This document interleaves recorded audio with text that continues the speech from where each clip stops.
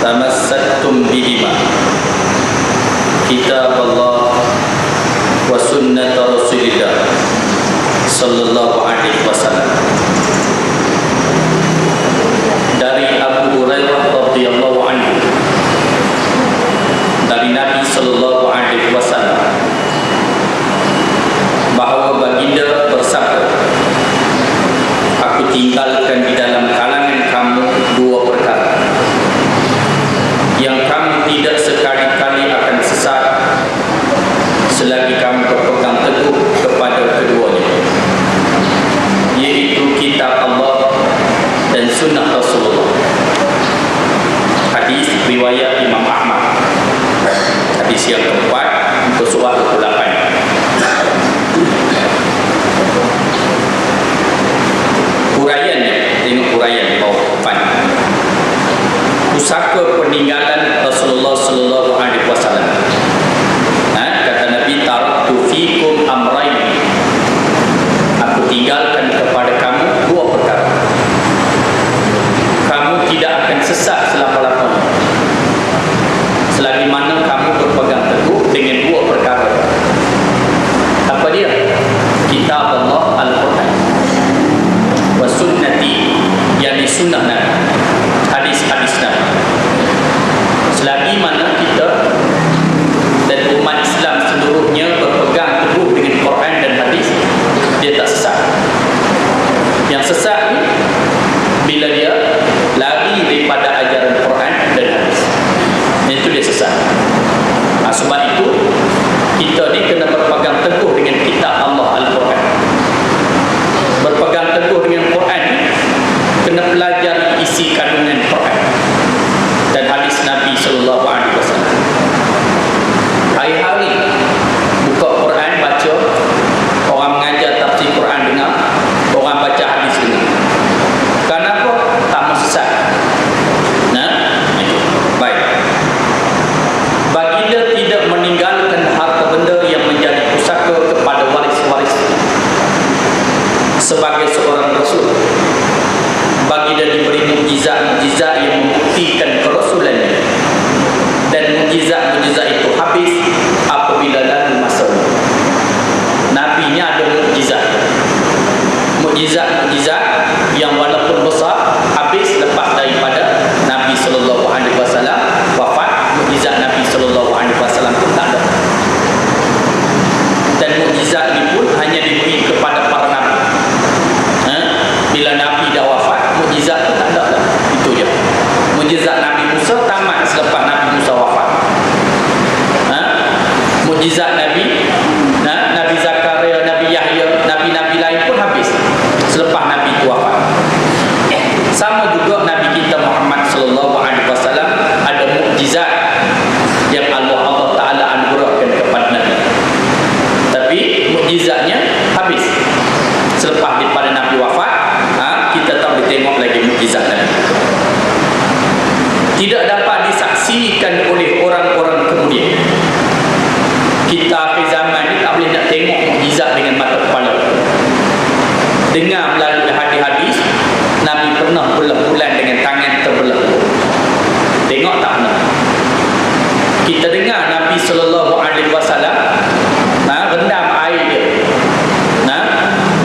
masuk dalam tiba air keluar, boleh minum oleh bala tentera. Nabi Musa, kita dengar Nabi Musa pukul batu yang pejat, keluar air 12 mata air. Kita dengar. Nak tengok mukjizat dengan mata kepala, zaman kita ni Nabi dah tak ada. Yang ada pewaris Nabi je, ulama. Kalau ulama pun orang tak pandai jaga lagi di akhir zaman, ulama pun tak pandai hormat lagi, dan orang pakat kamu duduk bawah alim ulama lagi, tak tahulah nak duduk bawah siapa. Baik. Dan mukjizat-mukjizat itu habis apabila lalu masanya. Tidak dapat disaksikan oleh orang-orang kemudian, kecuali satu mukjizat yang kekal hingga hari kiamat, yang lebih berguna dari harta benda, bukan sahaja untuk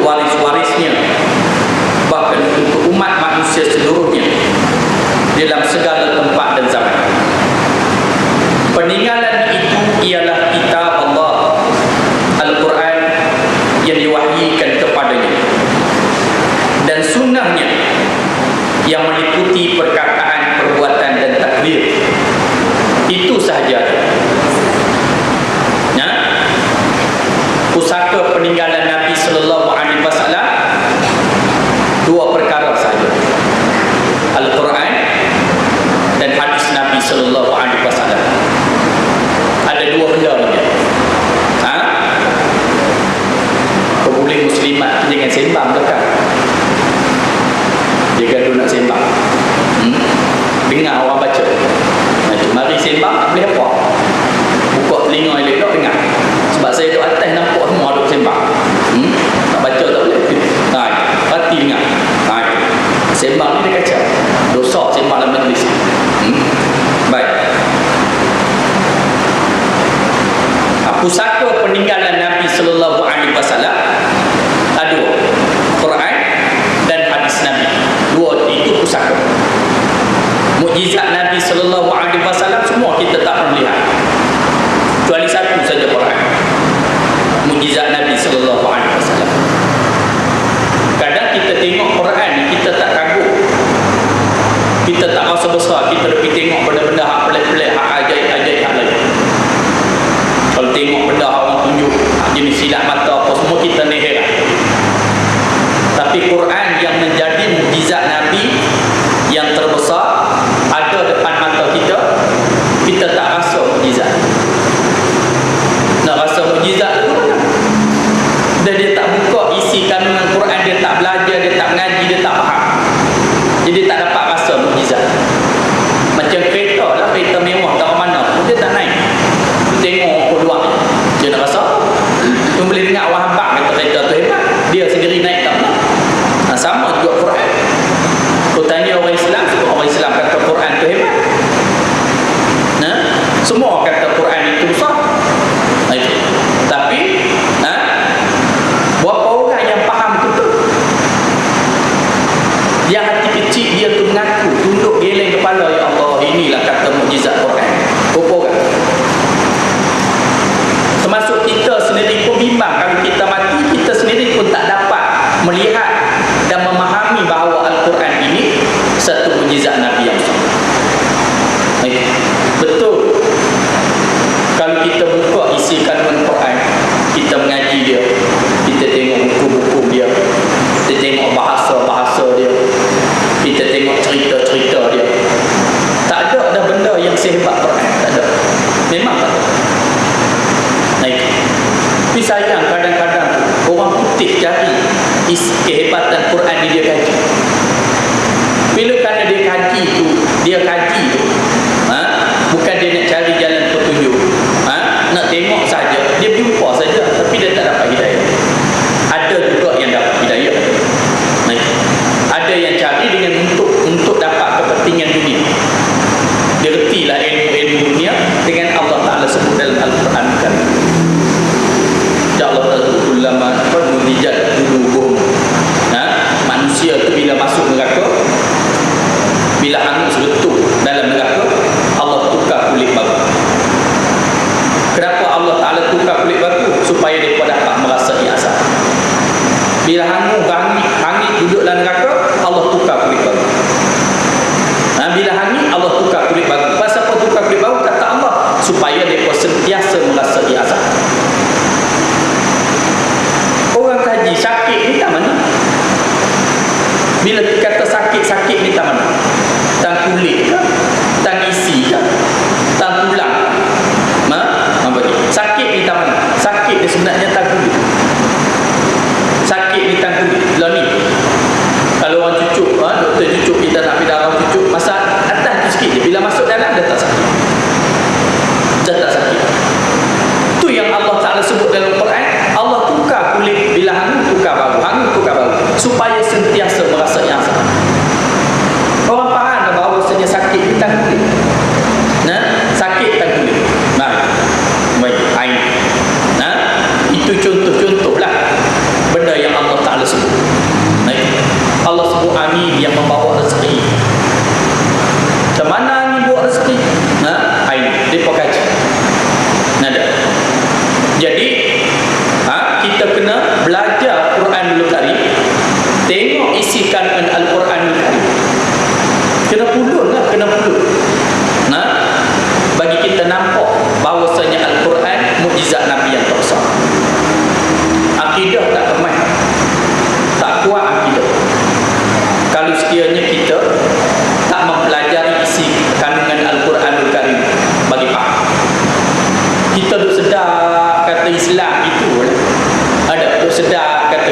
Islam. Kita sendiri pun tak faham Islam. Sebab apa? Ibu ataupun pokok tunjang ajaran Islam itu sendiri, dia tak kaji ke mana, dia tak ambil tahu. Kita ni nak tengok ilmu kita ni banyak mana dalam bab agama, dan kita faham agama ni banyak mana, tengok Quran. Kalau wadduha pun kita tak tahu cerita apa, Alam Nasrah pun kita tak tahu cerita apa, Inna a'tainakal kautsar pun kita tak tahu cerita apa. Macam mana surah-surah panjang-panjang, Al-Baqarah, An-Nisa, Al-Imran, Al-A'raf, surah-surah yang panjang-panjang, langsung tak tahu, gelak-gelmat. Itulah kita. Itulah apa dia. Jadi kalau macam tu, bila kita nak boleh nak dapat rasa kata mukjizat Al-Quran ini adalah mukjizat yang besar. Baik. Kedua, kitab Allah dan sunnah Rasulullah sallallahu alaihi wasallam menjamin keselamatan umat manusia. Dia pusaka peninggalan Nabi, mukjizat Nabi. Nabi tak tinggal apa kat kita, dua, Quran dan hadis. Dua tu saja. Baik. Kalau siapa nak pusaka Nabi, harta benda tak ada. Nabi tinggal kat kita sebelum Nabi wafat, pertama Quran, kedua hadis. Kalau kita rasa Muhammad sallallahu alaihi wasallam itu Nabi kita, ambillah pusaka peninggalan Nabi. Ialah setiap orang bila mati, si mati tinggalkan sesuatu benda, waris akan tutup. Begitu juga Nabi bila dia tinggal benda, yang akan tutup dia umat akan tutup. Ni kadang-kadang dalam bab harta benda ni sampai bergolak juga, berparang dengan harta pusaka. Jenis harta benda, pusaka apa? Tanah, duit, harta benda. Orang kapal pulung, kelai bergaduh apa semua, no. Itu. Tapi bila mari peninggalan Nabi sallallahu alaihi wasallam, pusaka peninggalan Nabi sallallahu alaihi wasallam, orang tak gaduh nak pulung pula. Itu. Ini peninggalan pusaka pak dia, tok wan dia dekat dulu. Ni hak Nabi tinggal pusaka ni tak bukan dulu. Buat dah itu saja. Cuma tahu sebut nama hadis. Dia sendiri belajar hadis ke mana pun tak tahu sebut Quran. Dia pun tak ada target, tak ada azam dalam mata hati dia.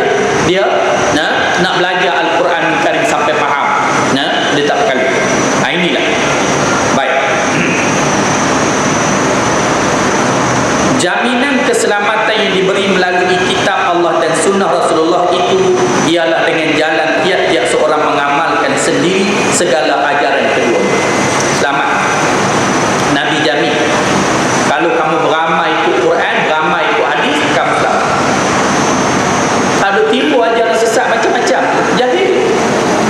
Lepas tu berlaku baik, pakai jubah, pakai serban, pemain apa semua. Kalau ditanya betul, Quran tak erti baca. Ni kadang-kadang sedih, gaya berpakaian tu gaya macam ulama, bila suruh Quran tak erti baca.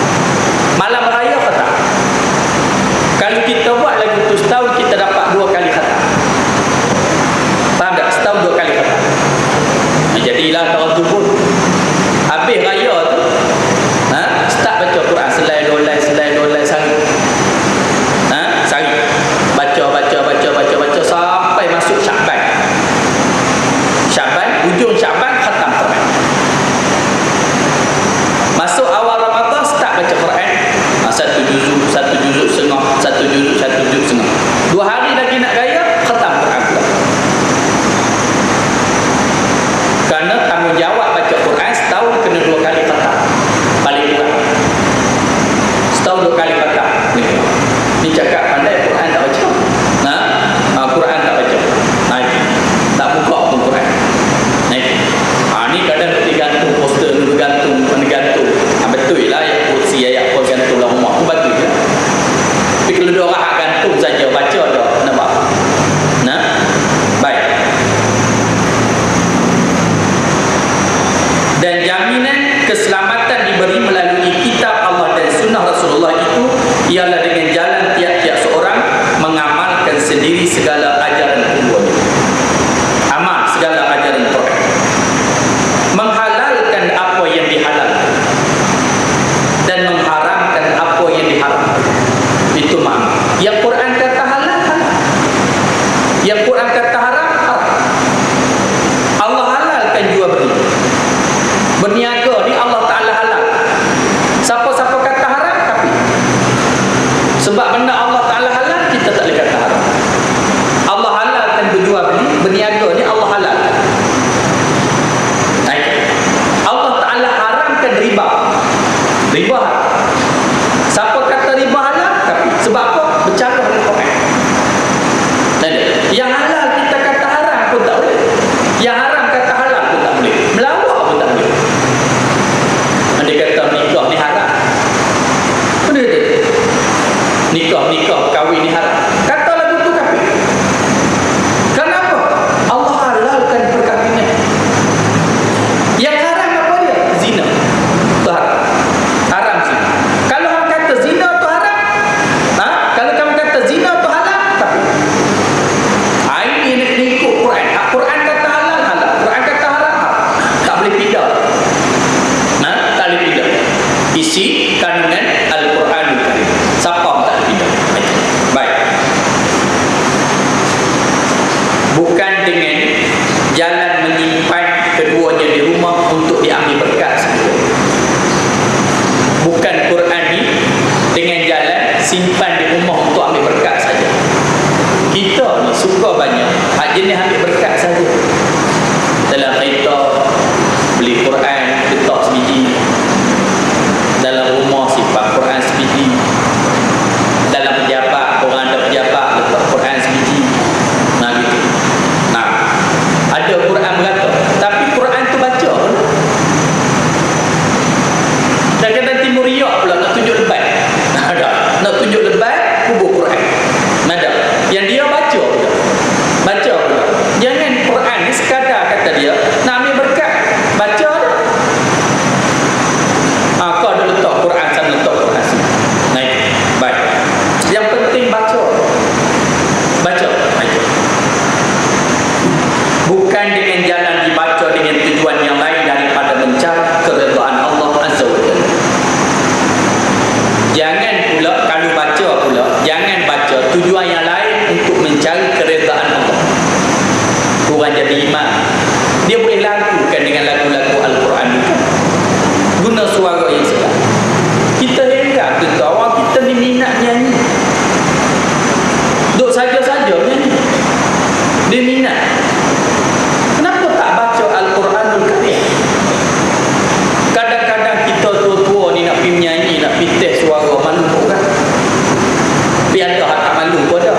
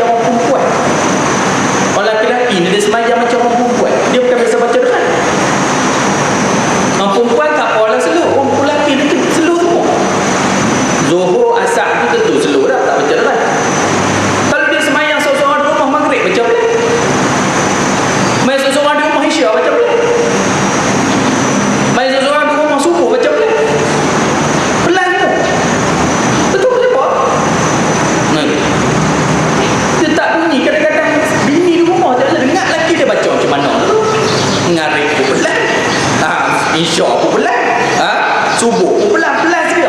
Semua pelan-pelan. Ni tu. Kenapa? Dia sendiri tak yakin bacaan dia. Ustaz, tak yakin. Nah, pula kadang-kadang nak jadi imam kat bini tak boleh. Nah, bini pula bisa mengaji sekolah Arab pula. Orang perempuan dia rajin mengaji tajwid. Mengaji tajwid, tanam mengaji tajwid sini. Tapi tak boleh jadi imam. Pandai tahu mana pun bini hang dia tak boleh jadi imam. Tetap suami juga kena jadi imam. Tu yang dulu lari kata bini sembahyang dalam bilik, dia sembahyang dulu. Bini sembahyang dulu, sembahyang dalam bilik. Pergi macam orang masjid ni kan? Ni kan? Kita tak lah. Orang baca. Tak pernah baca kuat. Betul kalau tua-tua duduk pilah kira orang main ke apa ke tarik Quran cepat semua tengok orang-orang Arab jalan orang Arab lolak-lolak mereka tapi dalam bab Quran dia suka baca.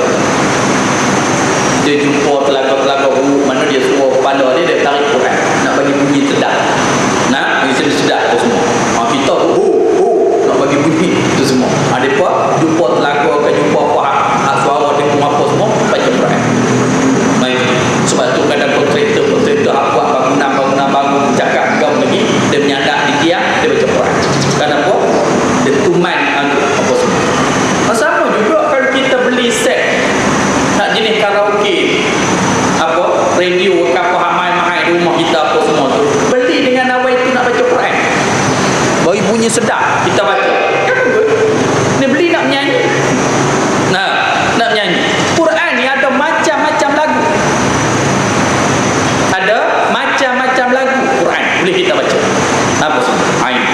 Sebab tu kadang-kadang bila orang suara sedap-sedapnya apa semua ni, dia perlu juga masjid surau PA sistem dia tu bagus. Kadang-kadang kita tu imam ni nak baca, bukan tak mau baca. Tapi speaker tu teruk. Sebab tu kita tak prihatin sistem siar raya di masjid di surau, tak prihatin lantak bila main kadang hak kapit tu pun ikat dengan getah kan.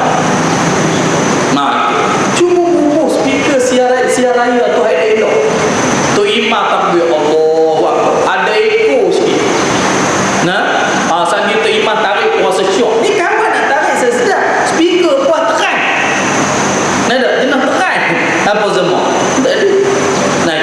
Kerana kita orang Islam ni ada hiburan kita. Tak ada benda yang selazat selain daripada baca Quran. Lala ni banyaklah kelas-kelas tajwid, kelas-kelas apa semua yang boleh kita belajar. Baik. Bukan dengan jalan dibaca dengan tujuan yang lain daripada keredaan Allah. Baca tu bila. Dia ada niat nak bagi orang dengar suara kita ke, nak pertandingan, nak lani macam-macam pertandingan lah. Itu. Baik. Dan bukan pula dengan cara menumpang amal orang lain. Dia kata jangan pula dengan cara menumpang amal orang lain. Maksud macam mana? Tak apa. Aku bagi duit dia baca Quran. Dia bukan jadi itu. Nendah sekalian.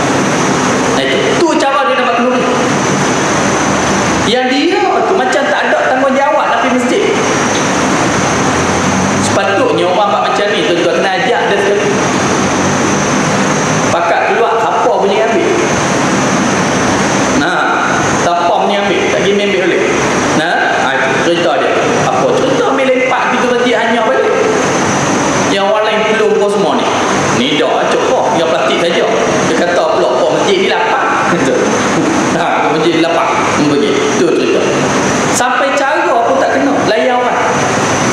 Patutnya paling kurang tunggu tolong bagi tolong apa. Ni letak. Paling senang kadang-kadang semua masjid pun tapi dia beli pisang standar, dia gantung. Dia gantung dan pisang standar, kalau tarik pisang tu, dia ada gantung kita ni buruk pula. Gak pisang. Dah pisang. Ini cerita. Cara layan orang masjid ni, cara yang cukup rendah. Dah tak? Cara cukup rendah. Itu cerita. Kadang-kadang nak buat tarik, nak buat apa semua, pesan kata imam subuh. Satu imam subuh. Dia sendiri tak beli. Tu cerita dia. Harap tu depan orang je. Dia ingat duit ni boleh beli segala-galanya. Ingat. Duit boleh beli amal. Tak apa. Aku tak boleh baca Quran sampai khatam lah aku baca. Aku bagi duit kat hang RM50. Ataupun bagi duit kat orang kat hang RM200, hang baca sampai habis. Tapi baca habis ni, pahala baca Quran habis tu untuk aku, bukan Tuhan. Aku bagi duit kat hang yang baca. Sampai macam tu. Kalau lagu-lagu tu lah, Islam ni kalau lagu tu, dia no. Pakai orang kaya tak buat apa dah. Buat masing-masing. Orang miskin buat, orang miskin dapat pahala. Orang kaya buat, orang kaya dapat pahala. Islam. Mari. Bukan jenis duk harap tumpang amal orang. Itu cerita dia. Baik. Walaupun di antara anak yang dengan ayah atau di antara isteri dengan suami. Anak dia alim, ayah jahil. Tu hak anak. Itu. Ataupun ayah alim, tak boleh pusaka ilmu, anak tak boleh pusaka. Atau boleh amal tak. Banyak lagi. Bapa qari boleh baca Quran, anak tak boleh baca Quran. Ada. Amal ni tak boleh nak tumpang kat orang. Siapa pula dia dapat? Ngaji sama. Hak dapat ilmu ni hati ngaji. Dia pula pagi-pagi pegang kitab sila pergi dengar kuliah apa semua. Dia lah boleh. Dia boleh. Hang duit banyak atau mana pun, hang tak ngaji, hang jahil betul juga. Tak ada. Jahil bodoh apa tu juga, duit banyak. Duit ni tak boleh beli segala-galanya. Mungkin boleh beli harta, boleh beli apa semua, tapi nak beli amal tak boleh. Nak sedekah, nak keluar zakat itu boleh lah. Nak beli amal tak boleh. Nak beli ilmu tak boleh. Yang tu kena ubah. Kalau boleh dia nak, aku ni tak ada semayang, aku bayang kat aku tak tu, aku bayangkan RM50. Ini cerita. Tak boleh. Baik. Tidaklah seperti keadaan keselamatan dalam alam yang nyata ini, yang biasanya seorang lebih kuasa boleh memberi perlindungan selamat kepada orang lain yang ia kehendaki. Usaha untuk mencapai keselamatan yang sejati ialah berpegang teguh kepada ajaran-ajaran kitab Allah dan jalan pimpinan Rasulullah sallallahu alaihi wasallam. Itu saja. Kita tak boleh harap orang tak boleh tumpang orang. Buat sendiri. Buat sendiri. Kadang-kadang kita tengok alim ulama yang wara-wara, tengok tok-tok guru yang wara-wara, yang kuat buat amal ibadat. Kita pergi tumpang dia. Makan dengan dia, bersalam dengan dia, cium tangan dia, dekat dia, kucuk dahi dia apa semua. Tujuannya nak ambil berkat, kata dia. Nak ambil berkat. Itu. Dia hak dapat itu dengan amal yang dia buat. Benda tu kita pun boleh buat.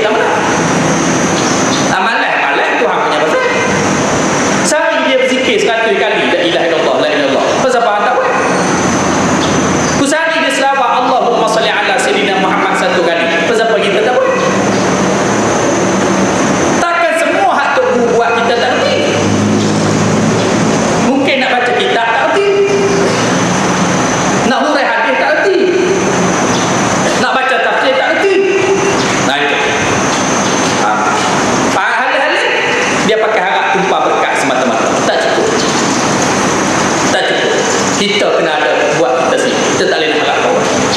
Nah, tak boleh nak harap orang. Itu dia. Amal ni nak harap orang tak boleh. Buatlah masing-masing. Baik. Habis hadis tu. An Irbad bin Sariyah radhiyallahu anhu ghadabana Rasulullah sallallahu alaihi wasallam yawman ba'da salatil ghada mau'izatan bi balighatan zarafat minha al-uyuna wa wajilat minha al-qulub faqala ar-rajulu inna hadhihi mau'izatun muwaddi'in famaza ta'hadu ilaina ya Rasulullah qala usikum bittaqwallah wasma'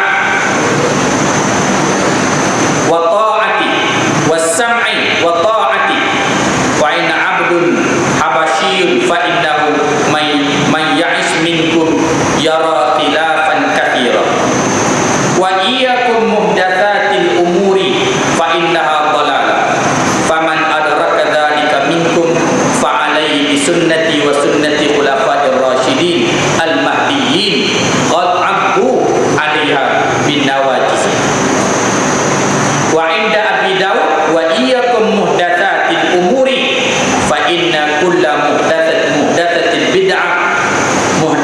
bid'ah wa kullu bid'atin dhalalah.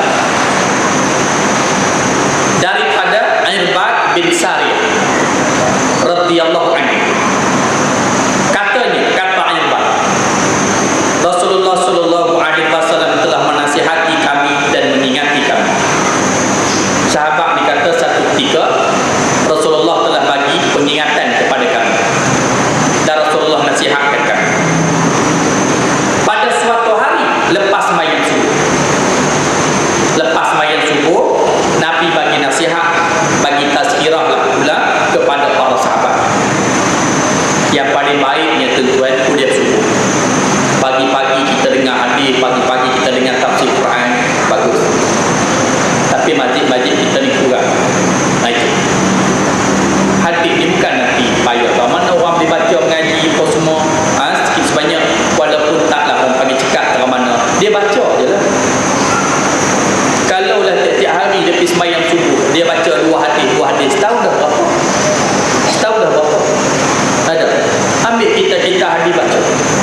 Tak payah baca lama-lama, 20 minit, 15 minit cukup lah. Ada. Potong sikit wirid kalau panjang sangat. Kalau orang nak kerja apa semua depan zikir sampai panjang sangat, bukan kata wirid itu tak bagus. Kita nak letak satu, tiap-tiap pagi satu hadis, dua hadis. Kalau tiap-tiap pagi begitu, tuan-tuan sekalian, kita bayangkan banyak benda kita dapat. Banyak kebaikan kita dapat. Hadis ni Nabi sallallahu alaihi wasallam satu ketika selepas daripada sembahyang subuh, Nabi kali ke belakang, Nabi bagi kuliah subuh lah kepada para sahabat dengan satu nasihat dan peringatan yang sangat-sangat mendalam dan berkesan, dan menjadikan pendengar-pendengarnya menitis air mata. Nabi ni dia bagi nasihat kepada para sahabat, nasihat pengingatan yang sangat mendalam, sampai sahabat-sahabat yang dengar tu teriak, leleh air mata sahabat. Baik. Dan menjadikan hati mereka gerun dan gemetar. Pagi itu Nabi bagi nasihat sampai sahabat-sahabat ada yang menitis air mata dan sampai ada yang gerun dan getar. Lalu berkatalah salah seorang laki-laki di antara kami, sesungguhnya nasihat ini nasihat orang yang memberi selamat tidak. Cara Nabi sallallahu alaihi wasallam bagi nasihat ni macam bagi nasihat untuk selamat tinggal. Tu yang sahabat ada yang teriak, Nabi bagi nasihat macam orang nak ucap selamat tinggal. Itu. Maka apakah pesanan yang Tuhan hendak pesan kepada kami ya Rasulullah? Itu. Nabi bagi nasihat panjang, tak sebutlah di sini. Macam Nabi ni macam nak berwasiat, nak pesan sesuatu. Itu. Sampai sahabat-sahabat pun teriak. Dengar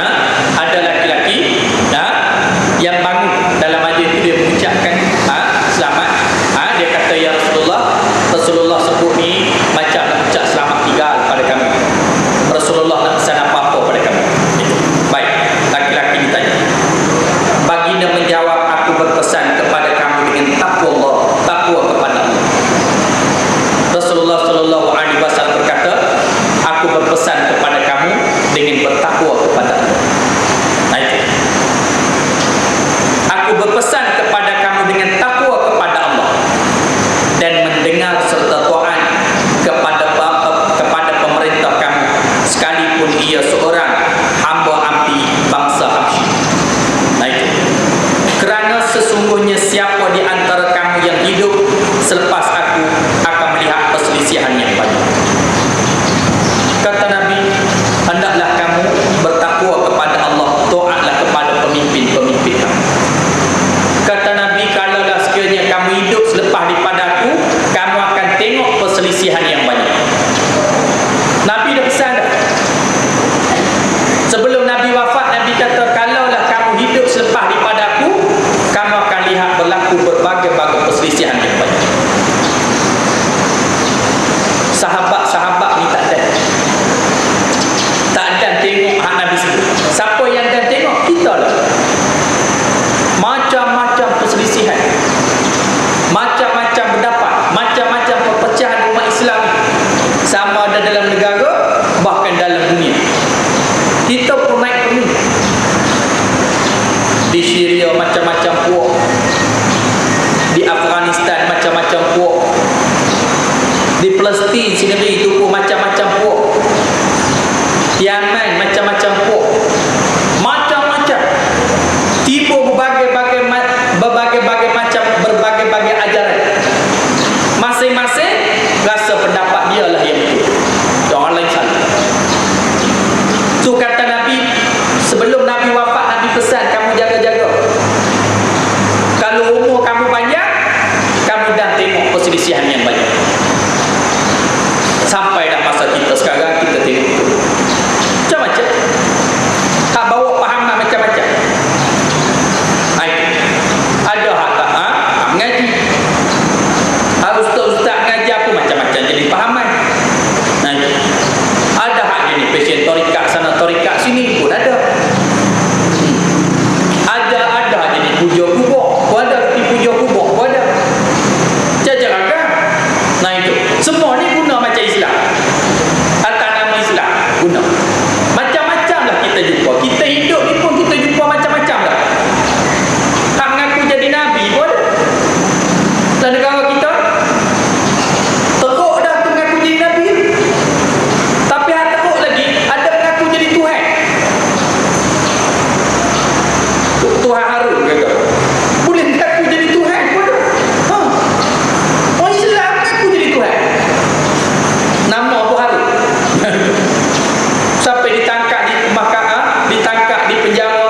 Nah itu, sampai dibicara di mahkamah, duduk atas kursi roda, lumpuh.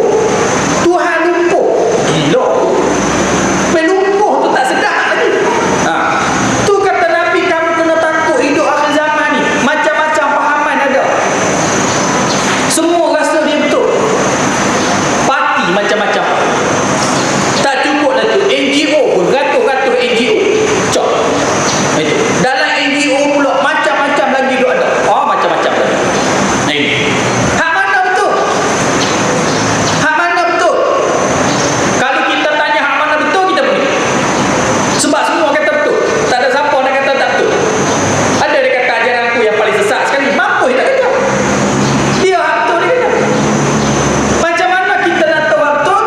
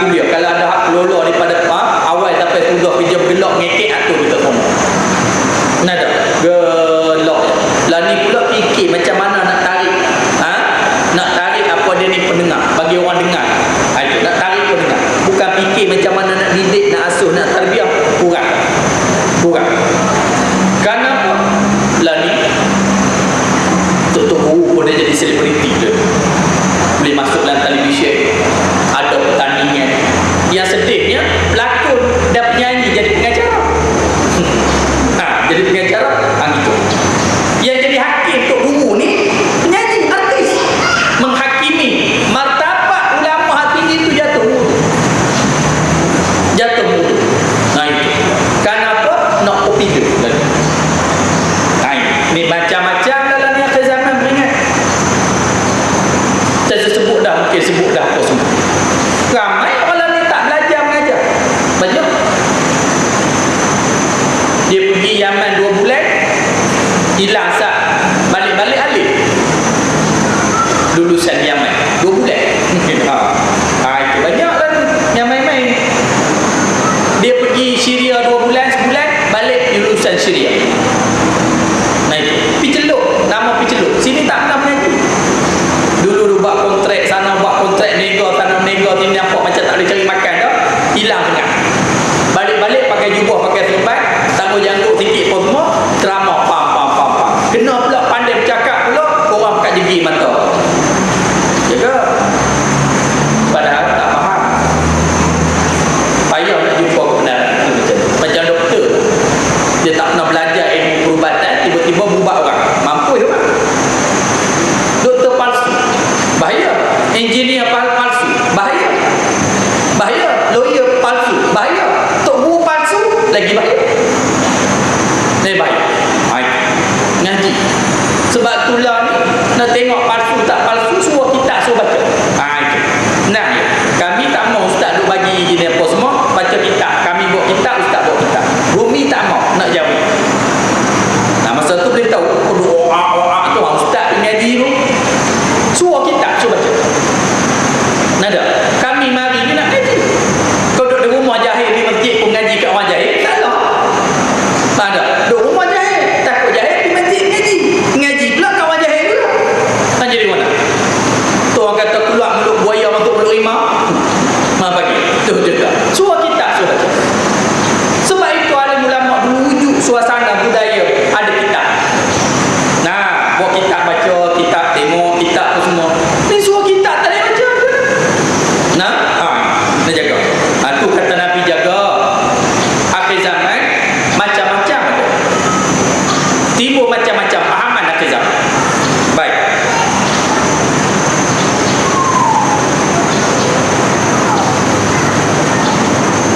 Dan dengan yang demikian berjaga-jagalah kamu. Jaga-jagalah kamu. Akhir zaman ni macam-macam ada. Itu. Baik. Jauhkan diri dari perkara-perkara yang baru-baru yang diada-adakan dalam agama. Jauhkan daripada perkara yang baru-baru yang diada-adakan dalam agama. Dulu-dulu kita dah tengok aku pengai tu yang hayu. Tuan sekalian dalam majlis apa semua ni. Budak-budak hak merapu-merapu. Lah ni kita tengok. Ya kalau saya sebut mungkin kata mawar tak setuju dengan saya, tapi lah tak lah. Program Qasidah pun nampak pelik dalam. Tunjuk Bek bangun nari tu.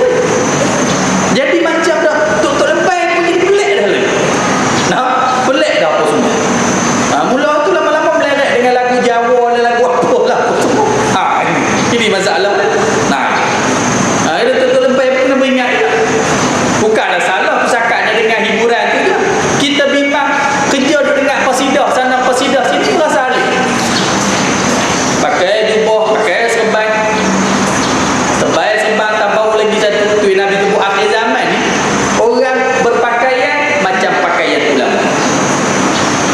Gaya dia tu tengok macam ulama. Nah itu. Tapi tak ulama.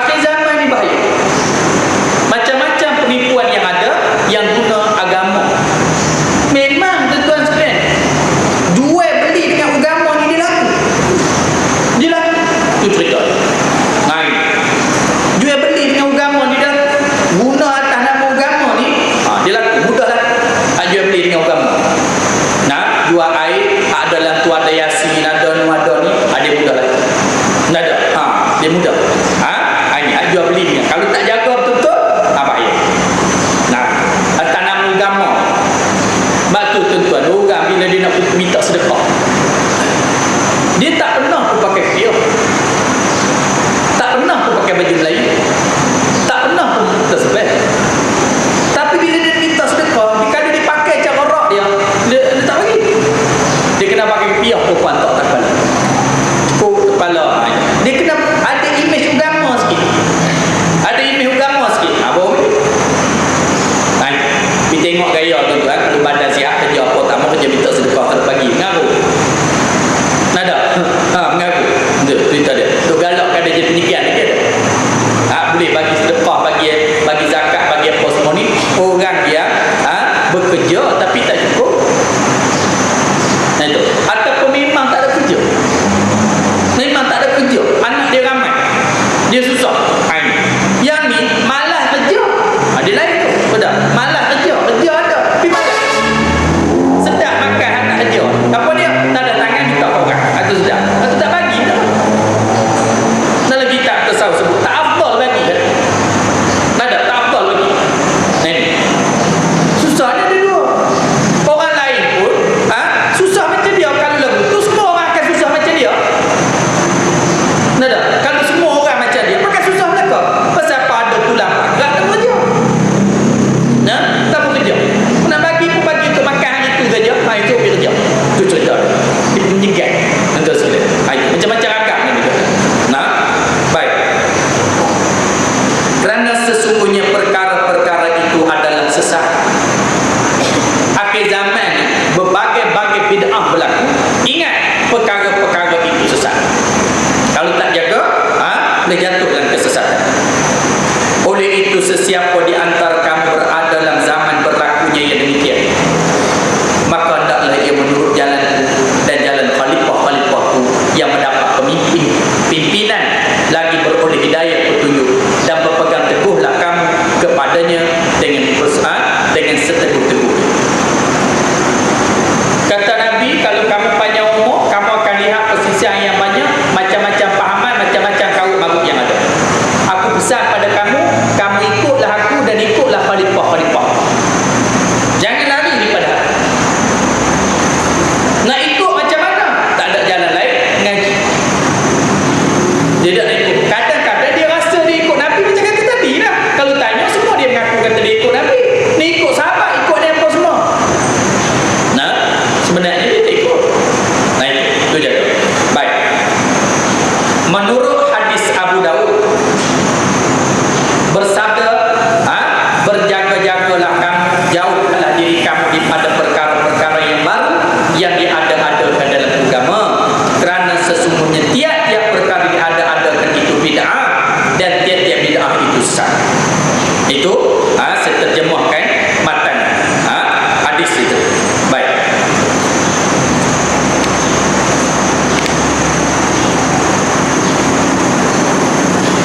Huraian, sebagai seorang rasul terpilih yang sentiasa mendapat pimpinan daripada Allah Subhanahu wa taala, malaikat Jibril alaihi salam sudah tentu nasihat-nasihat dan pengajaran bagi dan memberi kesan yang sangat-sangat mendalam dan mempengaruhi pendengar-pendengarnya, sehingga hati yang keras menjadi lembut, yang pengecut menjadi berani, yang cuai menjadi tekun, dan bertindak dengan bersungguh-sungguh. Itu huraian.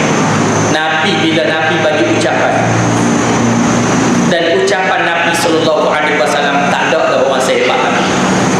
Sehingga yang tak takut jadi takut. Meleleh air mata bila dengar ucapan Nabi. Bila dengar ucapan Nabi, yang penakut jadi berani. Yang penakut jadi berani. Yang malas jadi rajin. Ini hebatnya Nabi sallallahu alaihi wasallam berpidato. Sebab itu pidato dan gaya penyampaian yang paling baik ialah gaya yang ditunjuk oleh Nabi kita Muhammad sallallahu alaihi wasallam. Kedua, soal takwa. Dalam pidato baginda kerap kali berpesan supaya bertakwa daripada terkena kemurkaan Allah. Tiap-tiap kali Nabi bagi ucapan, Nabi selalu pesan supaya bertakwa.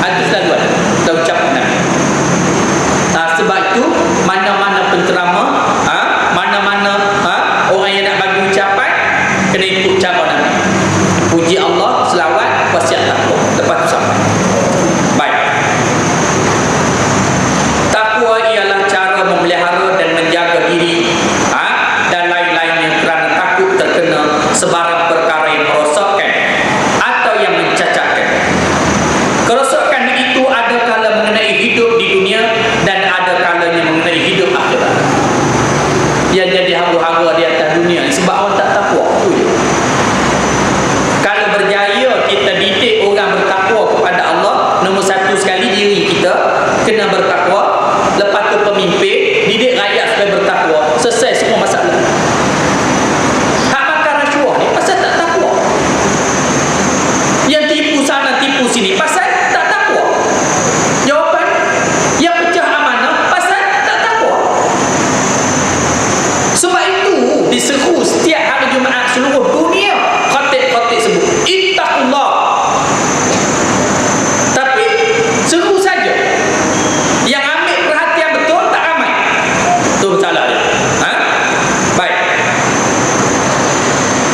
Bagi menjaga dan mengawal kerosakan dan atau kecacatan hidup di dunia, hendaklah dipelajari ilmu pengetahuan yang berhubung dengan undang-undang kejadian alam serta ikuti dan dijalankan dengan sempurna.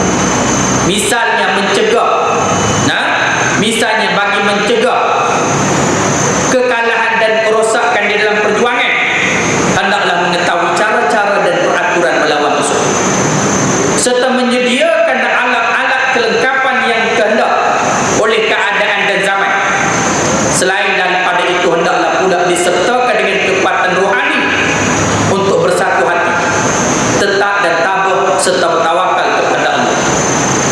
Demikian juga bagi menjaga kerosakan dan kejahatan hidup akhirat, hendaklah mencegahnya dengan iman yang ikhlas.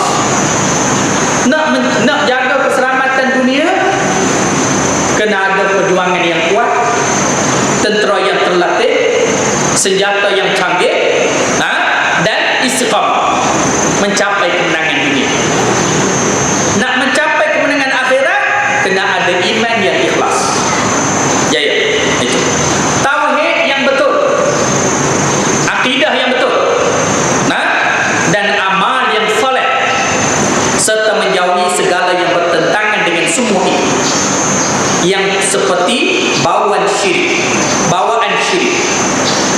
perbuatan maksiat, dan akhlak yang memburukkan seorang atau masyarakat. Ini nak selamat akhirat. Iman dengan ikhlas. Kalau nak selamat akhirat, tauhid bagi betul, akidah tu pastikan betul. Hadut percaya selama ni, hadut pegang selama ni dalam mata hati tu, betul ke tak betul? Kena betul. Nak betul, kena belajar. Amal soleh, buat amalan-amalan soleh, jauhi benda yang Allah Ta'ala, hindari daripada perkara syirik. Selamat akhirat. Baik. Dan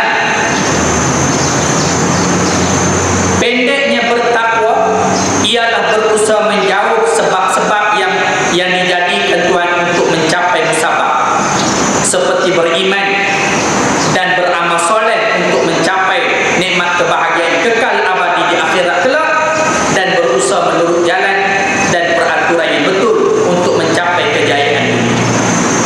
Kalau nak selamat di akhirat, kena jagalah di dunia. Macam kita lah, nak kaya, ada jalan-jalan nak kaya. Nak orang nak jaga badan, dia ada cara-cara nak jaga badan dia. Orang nak jaga kesihatan, dia ada cara-cara nak jaga kesihatan dia. Orang nak jaga negara, ada cara nak jaga nak jaga keselamatan negara dia. Nak jaga akhirat, ada cara-cara. Cara dia apa dia? Iman. Apa dia? Ikhlas. Tu dulu, nombor satu sekali. Tauhid bagi betul. Jauh diri daripada syirik. Buat amal-amal yang soleh. Selamat. Selamat. Semua ni tadi ni macam mana nak dapat? Belajar. Ngaji. Ngaji apa? Ilmu Al-Quran. Ngaji pada siapa? Orang yang belajar. Tok guru tu dulu dia mengaji. Dia ada tempat mengaji. Jangan cari tok guru tak mengaji. Itu. Karena bila dia mengaji, dia ambil pada tok guru dia. Tok guru dia ambil pada tok guru dia. Tu dia ambil sambung sampai Rasulullah sallallahu alaihi wasallam. Itu cara nak selamat akhirat. Kalau tidak, tak selamat ke jawab. Baik. Seseorang ketua yang disifatkan pemegang teraju pemerintahan sebuah negara atau sebuah masyarakat atau sebuah pejabat atau lain-lainnya wajib dipatuhi oleh setiap orang yang di bawah perintah. Islam